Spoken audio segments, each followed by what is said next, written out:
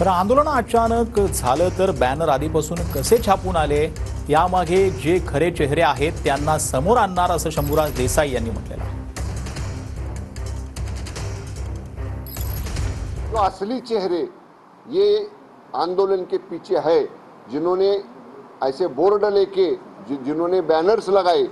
आंदोलन एक अचानक से होता है तो उसे बैनर्स पहले से छप के नहीं लाते हैं, ऐसे बैनर्स लाए थे, क्या घोषणा दी वो भी हमने लिखी है। इसीलिए इसके पीछे जो असली चेहरे हैं वो इन्वेस्टिगेशन में सामने आ जाएंगे और उसके ऊपर भी कड़क कार्रवाई की जाएगी।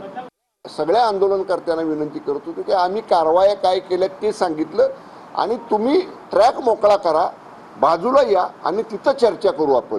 पण ज्यांना हे आंदोलनच करायचं होतं किंवा जाणीवपूर्वक हे चिघळवायचंच होतं, सामान्य लोकांचे फोन यायला लागले, रेल्वे प्रवाशांचे फोन यायला लागले, रेल्वेमधनं प्रवास करणाऱ्या वृद्धांचे नातेवाईकांचे फोन यायला लागले आणि मग आणि वेगळं काही ह्यातनं पुन्हा रात्रीची वेळ आहे घडू नये म्हणून आपल्याला थोडासा बळाचा वापर करून ते आंदोलन काल संपवावं लागलं।